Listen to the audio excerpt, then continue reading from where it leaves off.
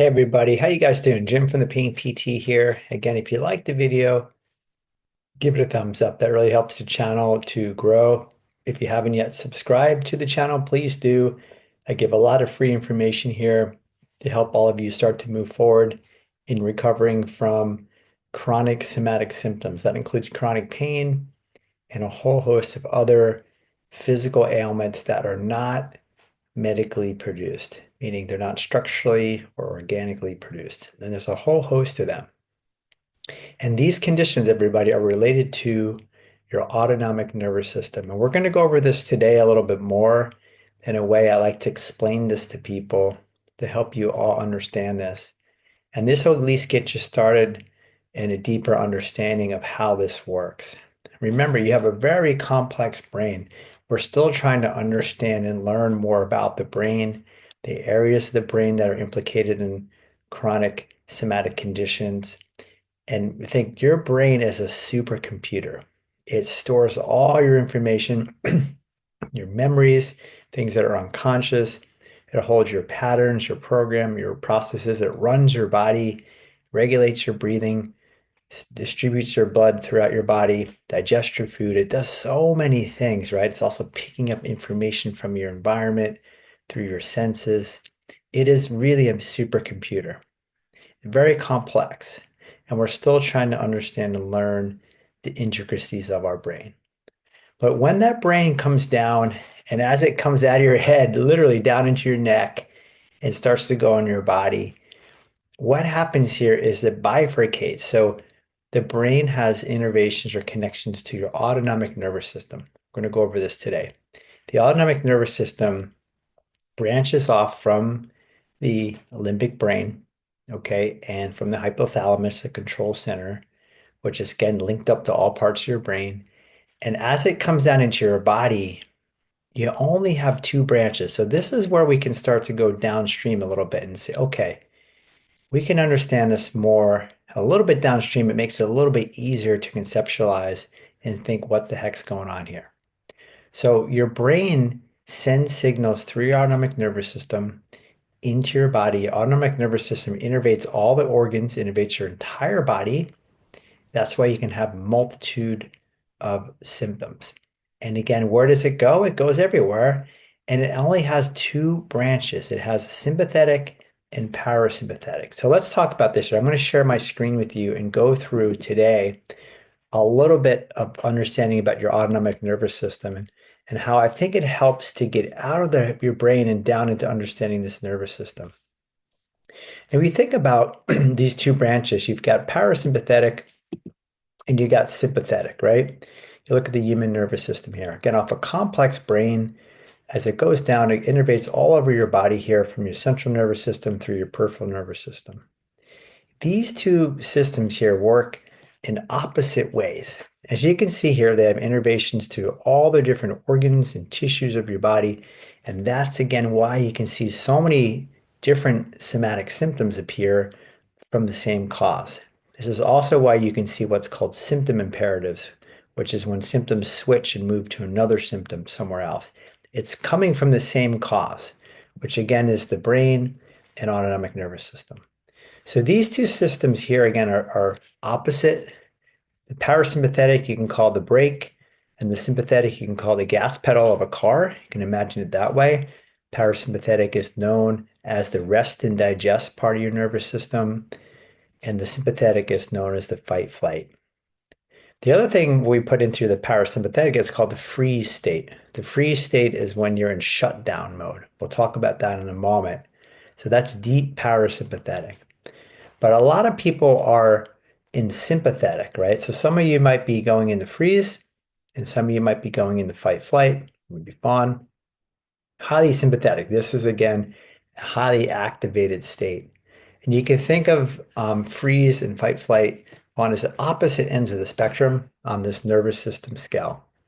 Where we want to be, though, is and neither on one side or the other. We want to be somewhere in the middle, which is more parasympathetic, but a little mix of sympathetic. We're just in that nice, good state. Okay, we're not in fight, flight, freeze, or fawn. We're in what we call the facing state. I did another video on this called the fifth state. If you want to check it out, you can find it on my YouTube channel. So just to show you again a little bit of a primer here on the sympathetic nervous system, which is the more common one. Again, we still see people in freeze as well, but fight flight is the more common one we see in people. And if you think about the fight flight response or reaction, I call it, look at this here. It hits so many parts of your body.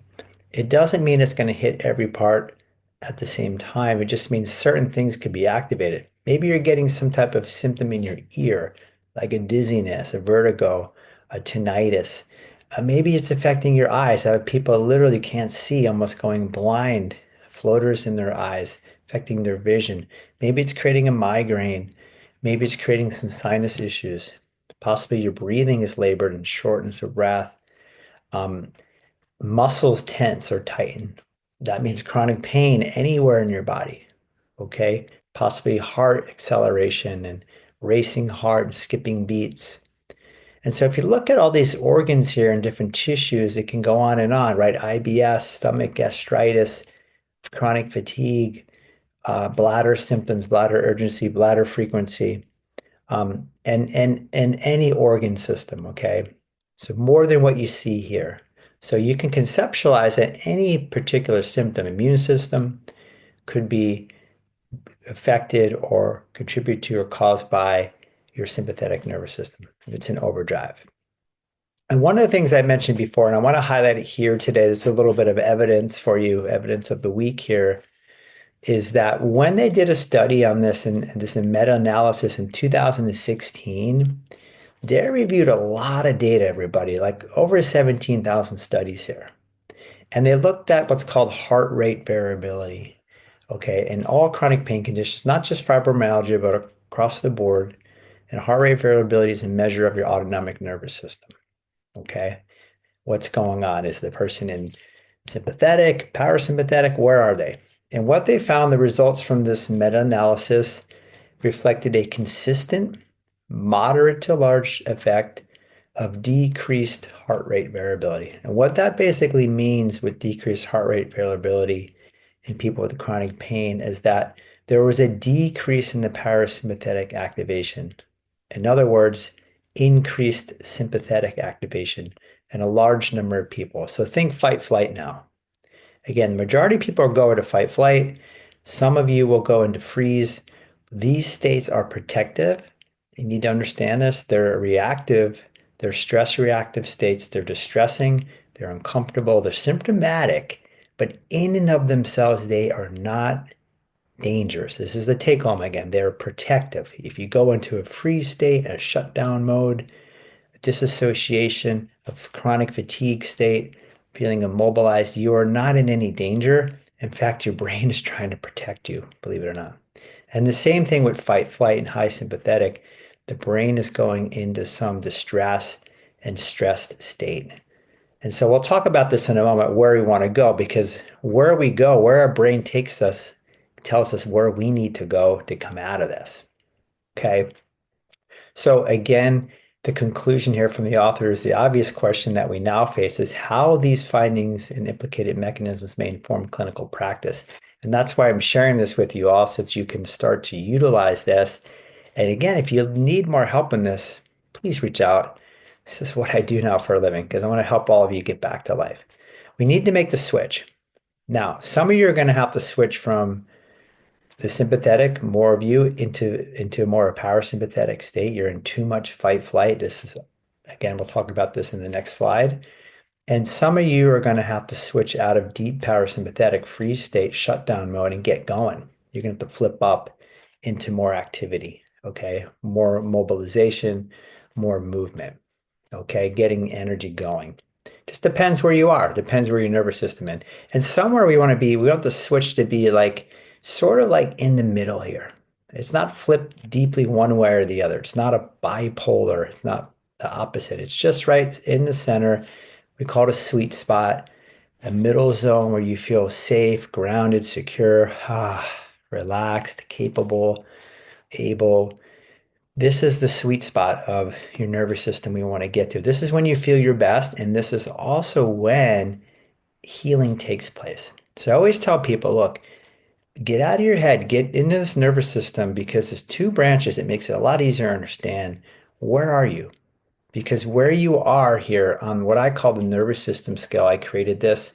I'm sure there's another one out there like this, but this is something I created based off the pain scale. You think about the pain scale, 0 to 10, you go to the doctor, they say, okay, tell me what your pain level is. Is it from 0 to 10, your symptom? Well, this is your nervous system scale. And I developed a scale from 0 to 10.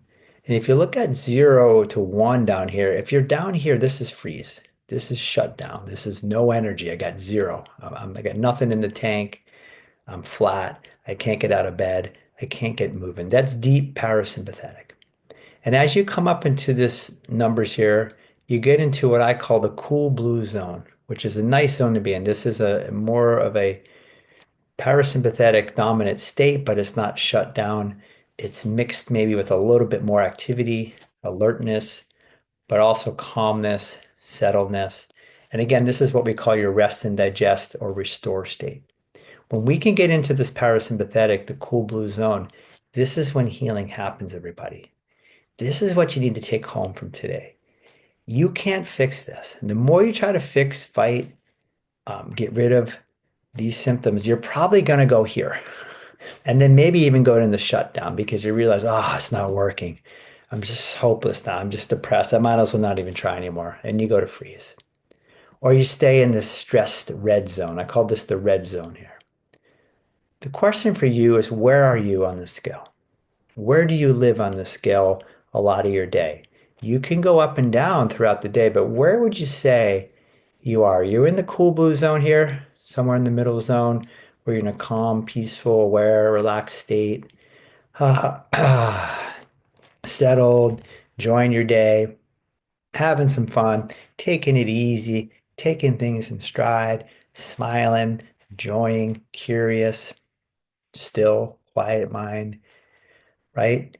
All these nice words you see here. Or are you up here? Are you in the red zone a lot of days, or do you get kicked up here and chronically stay here? Or possibly you go there because your brain's addicted to going there. These are adrenaline junkies. These are people need dopamine hits. I need constant excitement. I gotta go, go, go. I can't stop. If I sit still, that's when I feel bad. Okay, so if we're in this state here, which could be any of these things you see written here, this means you're in a highly sympathetic state.